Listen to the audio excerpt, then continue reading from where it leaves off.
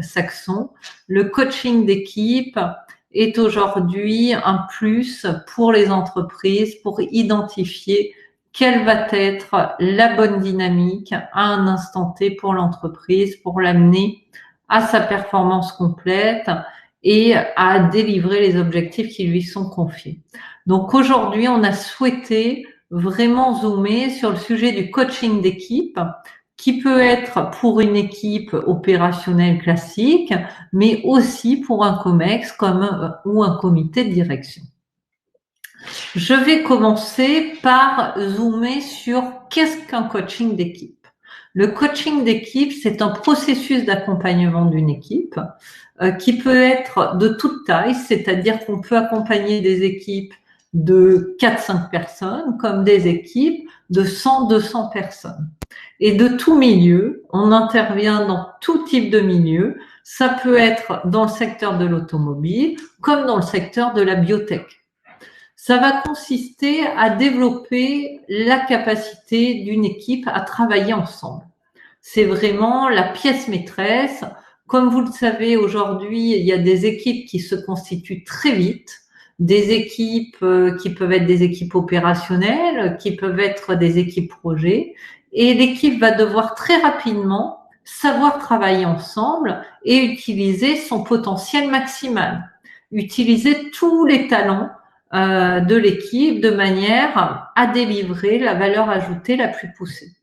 Donc, on va travailler en coaching d'équipe, la capacité de l'équipe à travailler ensemble, à collaborer et à construire collectivement les missions qui lui sont allouées. Donc, c'est construire collectivement aussi des idées, des visions, des innovations, des projets, des solutions. Ça nous est arrivé d'intervenir auprès d'équipes dans des situations de crise ou des points de blocage. Et là, on va aider l'équipe à trouver ses propres solutions pour activer un déblocage. Pourquoi, pour qui, comment, c'est les questions souvent que nos clients nous posent. Et donc, nous allons explorer plus en détail ces questions. Avant de passer à ces questions, zoomons sur tout simplement la définition du coaching. On a parlé de coaching d'équipe, mais c'est intéressant de voir quels sont les apports d'un coaching. Un coaching, il va vraiment aider à accélérer l'accès à ses propres ressources. C'est-à-dire que la plupart du temps, nos coachs, on n'invente pas vraiment de solutions, on n'invente pas vraiment d'outils. C'est le coaché, c'est vous, c'est les équipes qui sont coachées, qui ont un réservoir de ressources.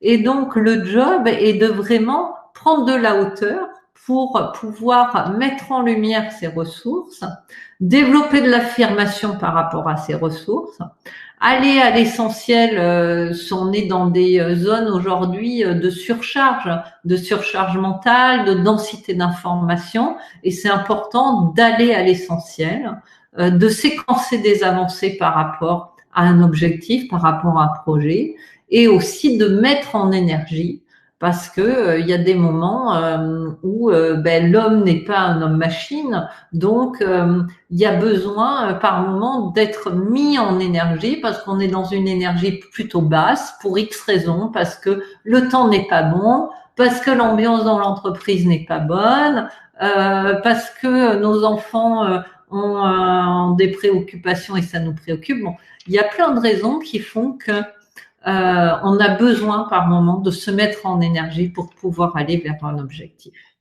Donc, c'est vraiment cette prise de hauteur qu'on a voulu symboliser d'ailleurs dans notre nom, Birth Conseil, qui est le symbole avec l'oiseau de la prise de hauteur et de l'envol vers de nouveaux horizons. Dans un coaching, 2 pièces maîtresses importantes, l'alliance d'expertise, c'est-à-dire qu'on va allier des pratiques psychologiques, des pratiques relationnelles, des outils, mais aussi de la connaissance sectorielle ou de la connaissance métier. Quand je parle de métier, je parle plutôt sur des soft skills tels que le leadership, la capacité managériale, ce type de domaine. Et bien entendu, la déontologie, le cadre, ce sont des métiers où le cadre est primordial. Et chez Birds, on a une déontologie qui est reliée à celle d'HEC, mais aussi à celle d'associations professionnelles telles que le MCC ou l'ICF, qui sont des associations professionnelles. Passons au sujet de en quoi on va à un moment donné recourir à un coaching d'équipe. Qu'est-ce qui fait qu'on a besoin d'un coaching d'équipe à un instant T? On nous sollicite le plus souvent sur deux types de situations. L'amélioration de la performance de l'équipe. C'est comment on peut aller plus loin avec notre équipe, ou notre équipe aujourd'hui est dans une phase où elle identifie pas forcément ses zones de performance et comment amener les succès de notre département au bout. Et donc là, on va regarder comment opère la performance de l'équipe pour qu'elle soit à son maximum. Deuxième situation possible, c'est résoudre un dysfonctionnement. Donc ça, c'est vrai que c'est un cas classique. Il y a un point de blocage dans une équipe, où il y a des silos dans l'équipe. L'équipe ne travaille pas vraiment ensemble. Il y a des binômes, des trinômes ou des silos par domaine d'expertise qui se sont constitués. Ou alors il y a un conflit à l'intérieur de l'équipe. Et ça va perturber le fonctionnement, et donc on nous demande d'intervenir dans ce sens-là. Nos clients en général des besoins d'initier ou d'accentuer l'esprit ou la cohésion d'équipe. Ça, c'est vrai que l'esprit d'équipe, c'est primordial. Et j'avais des échanges ce matin avec un sportif de haut niveau qui est entraîneur d'équipe et qui m'expliquait à quel point le premier ingrédient, le socle d'une équipe sportive, c'est vraiment cet esprit d'équipe, qu'il y ait un esprit qui soit fédérateur pour que les membres soient investis, engagés. Donc, c'est un des piliers importants. Deuxième point, c'est la dynamique de coopération et de collaboration. Une équipe ne peut fonctionner que si il y a une dynamique de coopération et de collaboration. Donc, que les personnes sachent comment travailler ensemble, comment partager de l'information, comment communiquer, comment construire ensemble, et qu'elles soient dans une certaine agilité aussi. Parce qu'à un moment donné, les dysfonctionnements se créent lorsque l'agilité s'effrite, c'est-à-dire lorsque plus personne ne souhaite s'adapter à un moment donné, à une situation qui va changer. Donc, on doit mettre la dynamique d'équipe en changement continu, en changement opérationnel, pour qu'il y ait une certaine souplesse dans la manière de travailler et d'aboutir à des résultats. Troisième point, l'engagement, la responsabilité individuelle et l'autonomie. La notion d'engagement, de responsabilité ou de co-responsabilité, et l'autonomie des personnes. Donc ça, c'est de la maturité aussi, professionnelle, qui est importante. Et la quatrième notion que je voulais mettre en avant, c'est la capacité à faire autrement et à innover. Une équipe a besoin d'innover. Nous sommes aujourd'hui sur des marchés, sur des enjeux marchés qui font que on doit en permanence trouver des zones d'innovation, et des zones d'innovation sur des produits, sur des propositions commerciales, mais aussi sur des manières de travailler. Et souvent, je dis aux équipes qu'on accompagne, identifiez ce que vous devez arrêter de faire pour pouvoir vous laisser du temps pour innover. Il y a des choses qu'on fait de manière régulière. J'étais avec une équipe la semaine dernière où ça fait des années où ils éditent tous les vendredis un reporting pour la direction. Ce reporting, ça leur demande à 3 ou 4 une demi-journée, voire une journée de travail chacun, toutes les semaines. Et ce reporting n'est pratiquement pas consommé et utilisé aujourd'hui parce qu'il n'a plus d'intérêt à perdurer. Et donc, il continue quand même à le faire. Ben, s'il se sauvegarde ces demi-journées ou ces journées, ça va être une zone d'innovation importante pour eux où ils vont pouvoir créer quelque chose de nouveau qui sera certainement plus adapté à l'organisation d'aujourd'hui dans laquelle ils sont et au marché dans lequel ils évoluent. Donc, c'est intéressant de penser à ces zones d'innovation. Passons à qui s'adresse le coaching d'équipe. Alors, le coaching d'équipe, aujourd'hui, ceux qui ont été les premiers commanditaires du coaching d'équipe, c'est bien entendu les comités de direction. Les comités de direction, régulièrement, vont investir pour travailler sur les visions, sur les gouvernances, le pilotage de changements culturels et d'organisation dans l'entreprise. Et donc ça, c'est accompagné sur un processus qui va de 3 à 12 mois suivant la situation. Il y a les associés et les partenaires business. Ça nous arrive d'accompagner des associés ou des partenaires business dans leur vision commune et dans leur feuille de route. Les départements et les business units, bien entendu. Alors, c'est vrai que les départements et les business units, aujourd'hui, on va les accompagner sur du coaching d'équipe, souvent sur des sujets de transformation ou sur du coaching de projet, sur une équipe projet, sur des missions et des contributions particulières. Et on a de plus en plus des sujets interdépartements ou à l'intérieur d'un département pour apporter de la transversalité et diminuer les silos.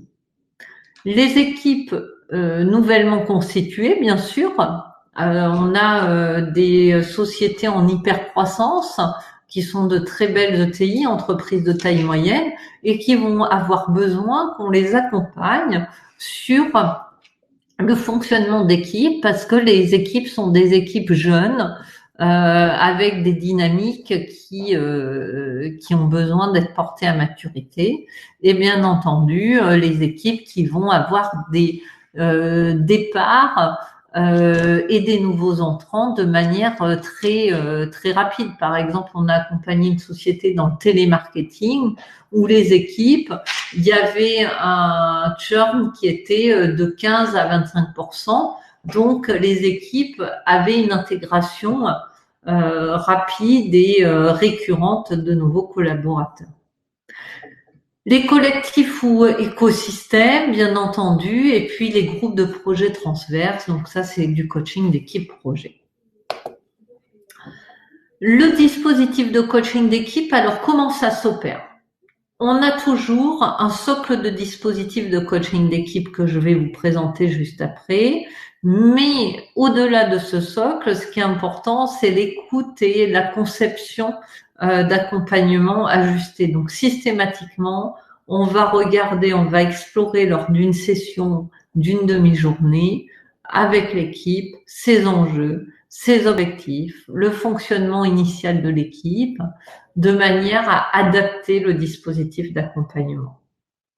Au-delà de 12 personnes, on intervient toujours en binôme de coach, souvent homme-femme, avec 2 personnalités différentes, pour qu'on puisse aussi être des figures de référence par rapport à la diversité de l'équipe et que l'équipe se retrouve peut-être plus en synchronicité, en affinité avec l'un des 2 coachs. Et ça permet d'avoir une régulation plus forte avec l'équipe. Donc, un dispositif de coaching d'équipe, c'est séquencé de ces différentes séquences que vous pouvez voir, qu'on va mettre en place ou pas.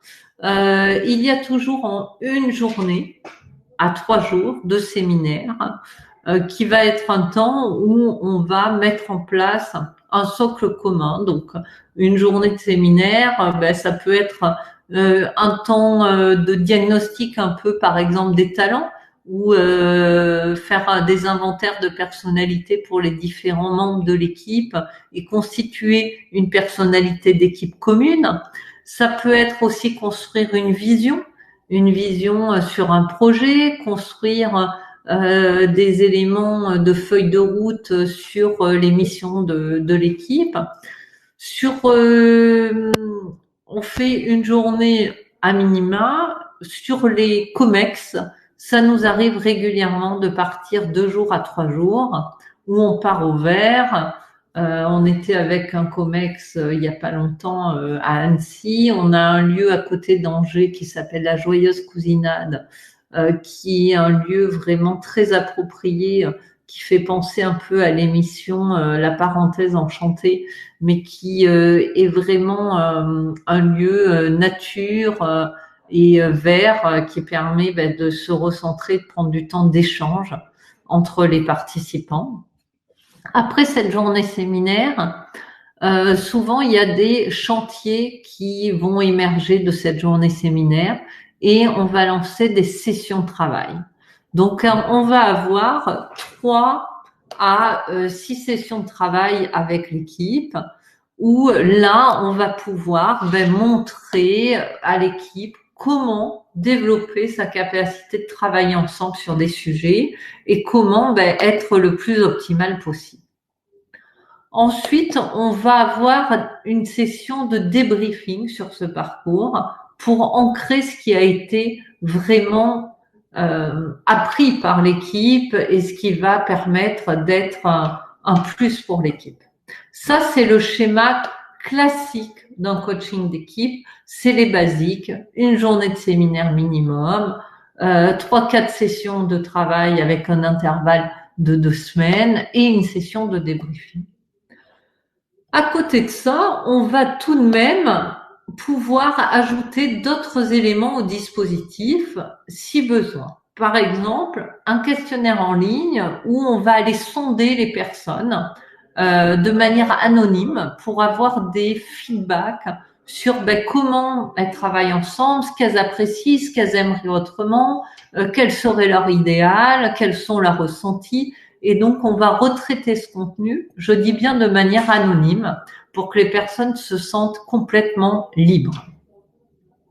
Un entretien individuel qui peut être fait aussi en amont du coaching d'équipe pour pouvoir sonder, je dirais, verbalement les observations de l'équipe. Et on peut aussi nous assister en tant qu'observateur à, par exemple, une réunion.